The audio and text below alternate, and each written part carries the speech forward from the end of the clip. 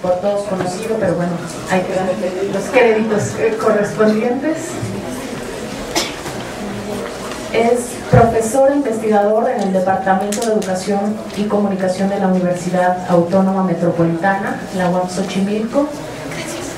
Estudió licenciatura en Filosofía y Letras y el doctorado en Educación en la Universidad de Harvard. Es autor de los libros Viento del Norte, TLC y Privatización de la Educación Superior en México y La Educación Superior al fin y al comienzo del siglo en el 2004. Pues sin más, le damos la palabra al doctor. Bienvenidos.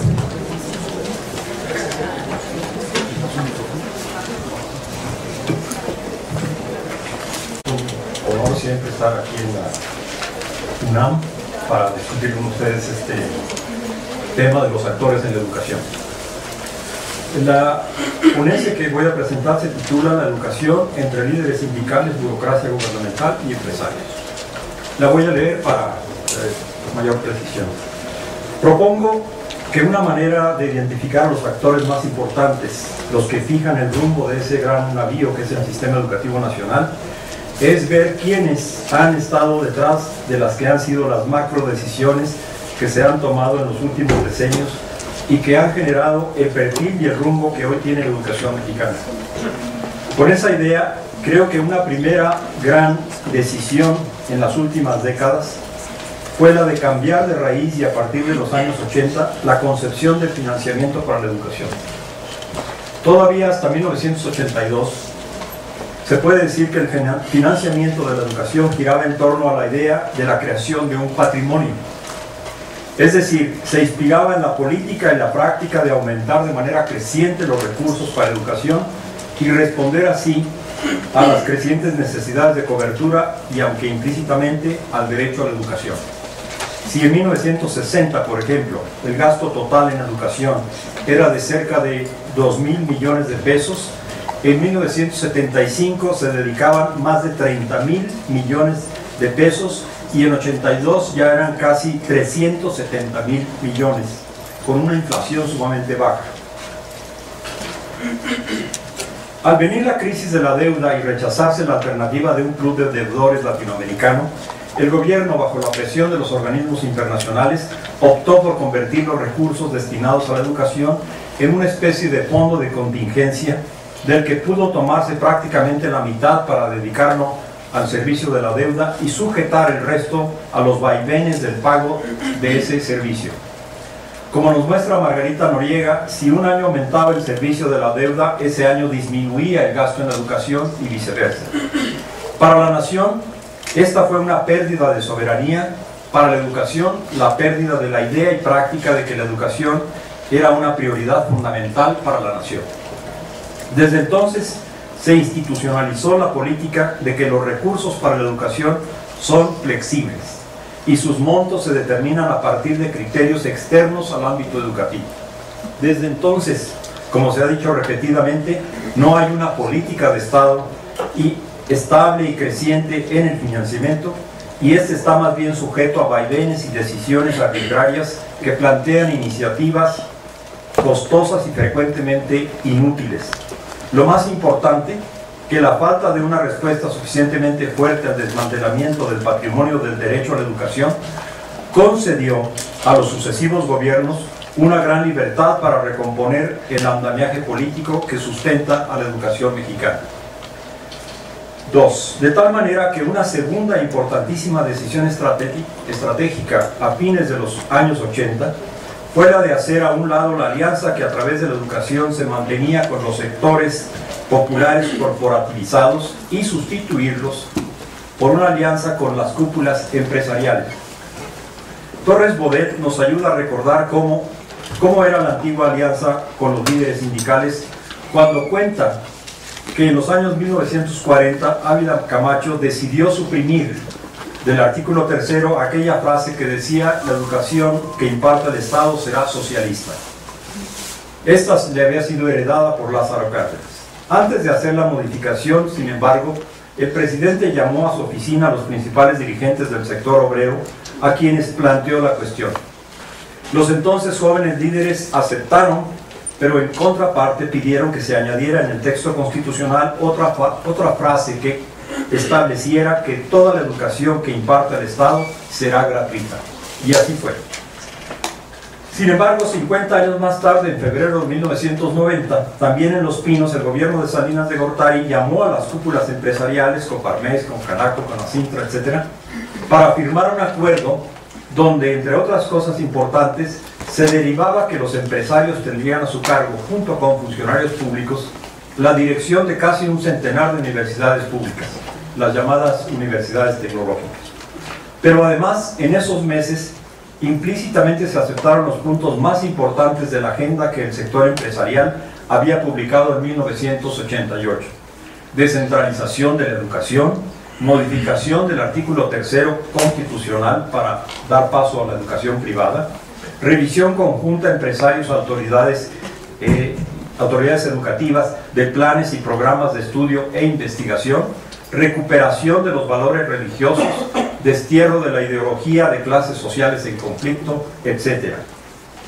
La decisiva participación empresarial en la educación se institucionalizó todavía más a partir de que en 1994 entró en vigencia el acuerdo comercial trinacional propiciado por las cúpulas empresariales mexicanas, quienes presionaron para ese acuerdo, y grandes corporativos internacionales. Para ese propósito, el Tratado de Libre Comercio se redefine. En el Tratado de Libre Comercio se redefine a la educación como una mercancía bajo la acepción de servicio. Se limita la acción del Estado en educación, artículo 1201, y se abre paso a la inversión en este terreno y en el de la producción del conocimiento. Las grandes cúpulas empresariales nacionales y corporaciones internacionales se convirtieron así en el nuevo y muy directo coprotagonista de los cambios en educación, y en consecuencia se generó un profundo cambio también en el sustrato ideológico, político, emocional del que se nutre la educación. No encontré mejor palabra. Por ejemplo, se planteó como indispensable un cambio en la mentalidad de los maestros y académicos, y bajo la tesis empresarial de que para motivar al trabajo la codicia es más efectiva que el poder, es decir, el dinero es más efectivo que las órdenes de los superiores, se establecieron programas de recompensa económica que apuntan a convertir a los académicos en especie de pequeños empresarios del conocimiento. El trabajo educativo, hasta sus mínimos detalles, ya no vale por sí mismo, ni por el compromiso que significa con el conocimiento y con el derecho a la educación de los jóvenes estudiantes, sino más bien vale como medio para lograr una recompensa económica.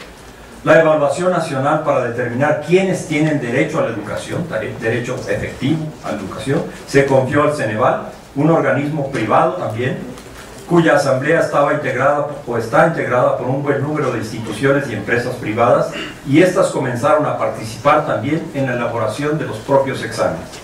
La matrícula superior se privatiza y pasan de 700 a más de 2.200 los planteles privados en 10 años. Desde el 2000 en la NUYES se planteó la necesidad de que las universidades realicen alianzas estratégicas con grandes empresas.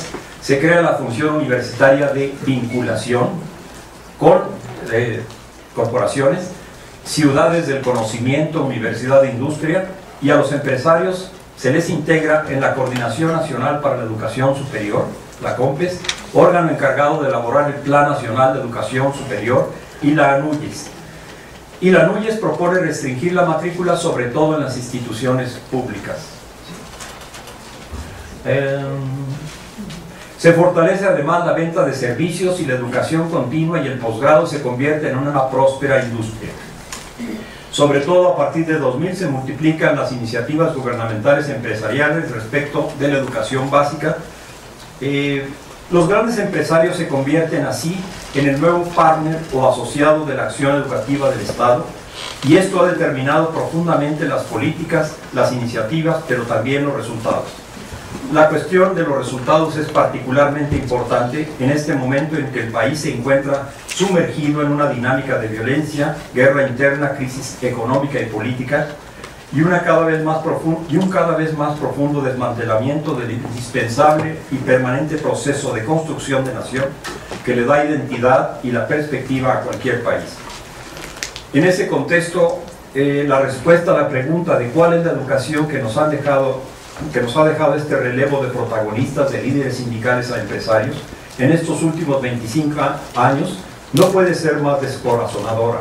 La pérdida del patrimonio educativo que tuvo la educación mexicana a partir de los 80, combinada con la llegada de las cúpulas y corporaciones internacionales empresariales a la conducción de la educación, no solo no ha mejorado sustancialmente la formación de niños y jóvenes, sino que ha exacerbado profundamente los rasgos de segmentación, discriminación y exclusión en el sistema escolar.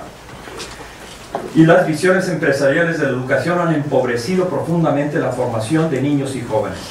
Nuestra educación sin patrimonio excluye a millones en todos los niveles, pero además con el Ceneval y Enlace discrimina y descalifica rotundamente a muchos más, a quienes señala como insuficientes o elementales, y a otros muchos les empobrece el panorama de sus vidas al ofrecerles como educación solo algunas habilidades e informaciones básicas, competencias o una capacitación para el trabajo o una deficiente educación privada incluso a nivel superior. Permeando toda esta nueva educación, el mensaje ético empresarial es además profundamente desalentador. Es claro que hoy, en consonancia con la visión empresarial, se desestima la formación de los jóvenes basado en la filosofía, el arte y las humanidades, pero además el mensaje de la visión empresarial sobre la educación, en lugar de la solidaridad, el compromiso, el sentirse parte de la diversidad, la responsabilidad con los demás y con el país, en lugar de todo eso se enfatiza la competitividad, la individualidad exitosa, la uniformidad, el gane-gane, el aplastamiento del contrario o de lo diferente, todos fundamentos que fácilmente conducen a una ética de la muerte. Como consecuencia, la educación actual no solo es notablemente incapaz de enfrentar el fenómeno cultural educativo de la industria del narcotráfico, de la violencia y de la guerra, sino que se ha convertido en un factor que alimenta y exacerba la actual situación con generaciones de millones de niños y jóvenes a quienes rechaza o descalifica. Es claro que hoy, en consonancia con la visión empresarial, existe también terribles condiciones de pobreza, desigualdad, que son poderosas fuerzas sociales contra las cuales las opciones morales pueden muy poco. Se puede decir que se ha preparado una combinación terrible para el futuro del país. Y en esa combinación, esta nueva educación está presente. De ahí que la reflexión sobre los actores de la educación necesariamente tiene que llegar también a otro terreno, el de la urgente discusión sobre el reemplazo, sobre quiénes deben ser los actores fundamentales de nuestra educación nacional, cuál debe ser el contexto que debemos crear y cuáles las políticas e iniciativas concretas para construir un país distinto. Líderes sindicales, pero también empresarios asociados al Estado, han fracasado en la tarea de ofrecer al país una educación sólida para construir un país fuerte. Los nuevos actores que deberían de ser, pienso yo, estar reunidos en un espacio democrático que se finque en la diversidad y para una educación plural, debe incluir también a los pueblos originarios y artistas, humanistas y científicos críticos. Debe estar firmemente sujeto contra todo vaivén por el derecho a la educación, el derecho a una educación amplia como marca la Constitución. Gracias.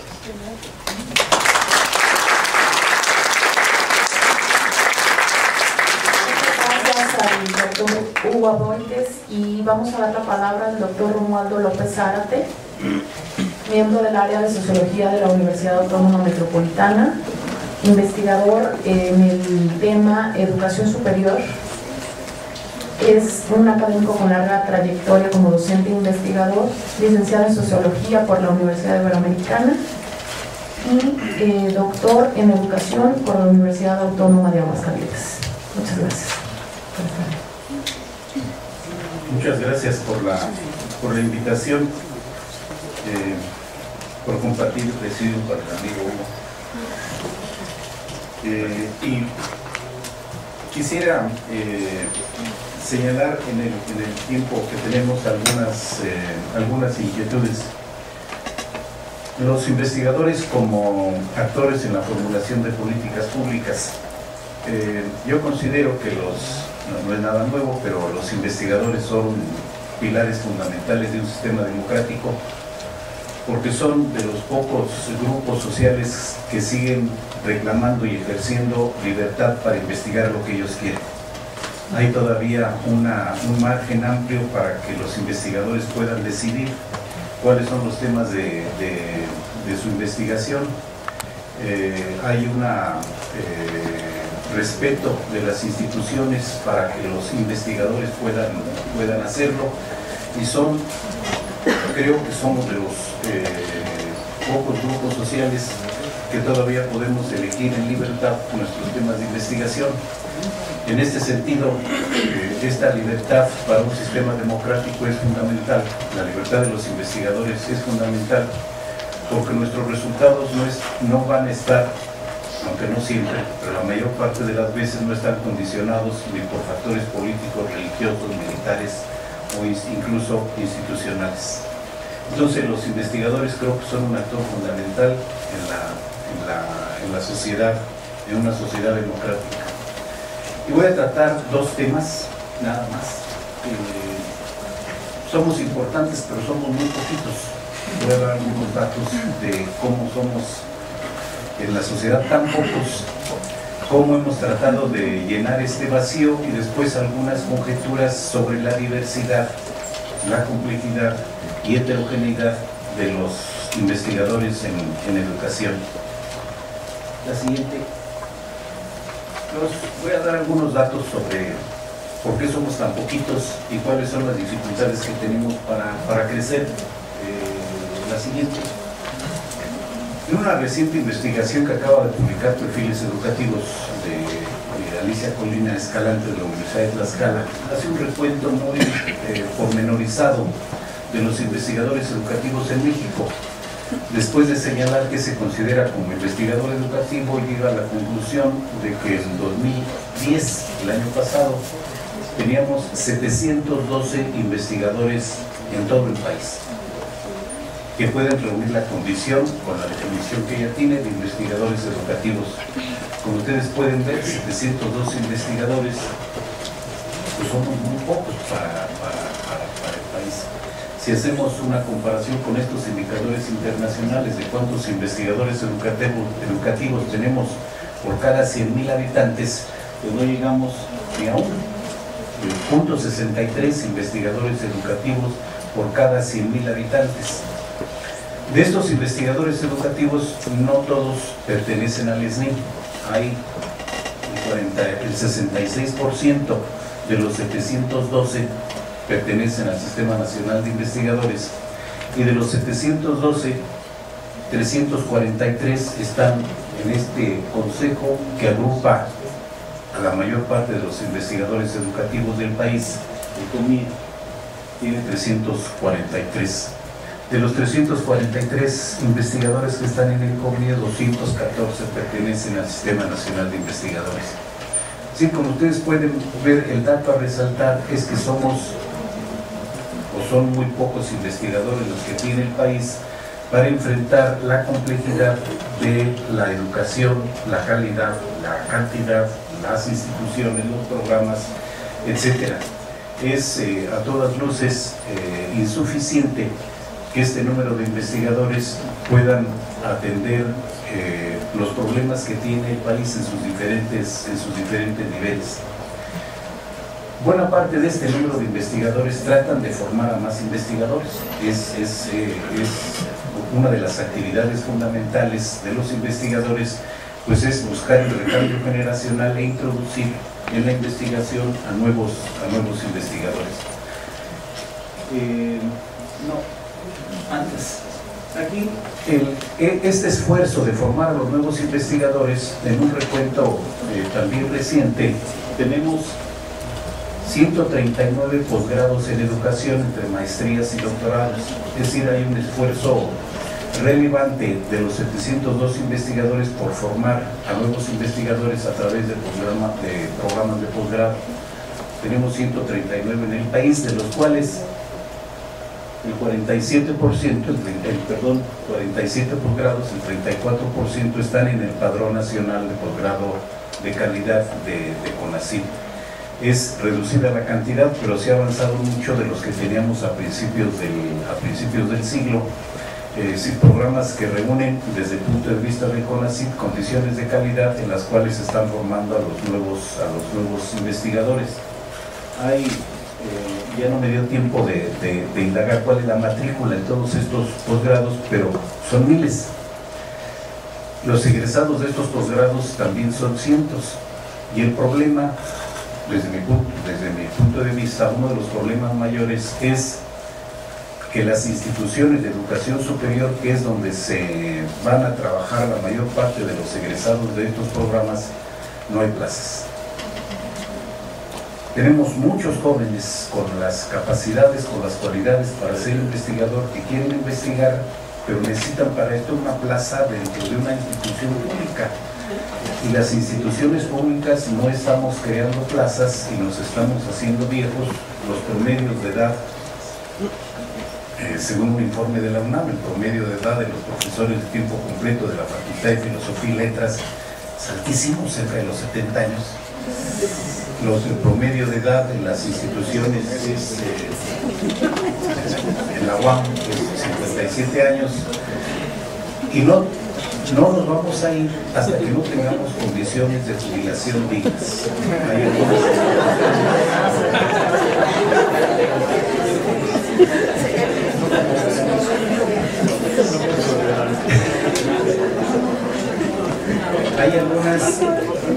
Hay algunas instituciones que tienen la jubilación dinámica, pero no, a pesar de que la jubilación es muy atractiva para muchas universidades, no puede hacerse el recambio porque no hay presupuesto para atender la jubilación y a los profesores que se quedan. Es decir, no hay recursos, no se están inyectando recursos para tener a nuevos investigadores, a pesar de que los investigadores están haciendo el esfuerzo, yo creo, necesario de formarlos, pero no hay mercado de trabajo. El número de plazas que se han creado en los últimos años de plazas en las secciones de educación superior son fundamentalmente de tiempo parcial y no de tiempo completo, donde se puede desarrollar la investigación. El otro indicador que tenemos es un investigador. Uno de los indicadores para ser investigador es que publica. No puede haber investigador que no publique. Una característica de la investigación es dar a conocer lo que se hace de manera preferente de forma pública, y uno de los canales privilegiados que tenemos para difundir los resultados de la investigación pues son las revistas educativas, las revistas de investigación. Desafortunadamente no todas las revistas cuentan con la calidad para decir que son revistas de investigación. Hay muchas de divulgación. Ustedes pueden ver en el último recuento de IRESI, tenemos poco más de 70 revistas a nivel nacional referidas a la educación y a la investigación educativa, y de ellas solo 6, de más de las 70, solo 6 cumplen con los requisitos que establece CONACYT para estar dentro del padrón. Se ha avanzado. A principios de la década teníamos 2, ahora ya tenemos 6, pero son aún insuficientes. Sí, yo creo que los investigadores están haciendo su papel, están entregando resultados a través de la revista, están formando, pero se enfrentan con esta realidad de no poder incorporar a los jóvenes por falta de plazas. Un último indicador que voy a presentar, el siguiente, es relativo al Consejo Mexicano de Investigación Educativa. Creo que es la asociación de investigadores más amplia, plural y heterogénea en el país, y una forma de apreciar lo que se está haciendo en investigación pues es cuántas ponencias que reúnen los requisitos establecidos por el COMIE se están presentando. Ustedes pueden ver ahí de los diferentes congresos nacionales de 2003 hasta el que se va a realizar en noviembre de 2011, el número de contribuciones ha subido significativamente, de 566 en Guadalajara en 2003. El dato que está publicando el COMIE para la reunión de noviembre en este año subió a 2,000, es decir, casi se multiplicó por 4, de 566 a 2,000. Hay una contribución muy amplia de investigadores, de jóvenes investigadores. Ahorita lo vamos a ver en la siguiente gráfica para pertenecer. Perdón, antes, no todas las ponencias son aceptadas, es decir, tenemos el mecanismo clásico de asignar la calidad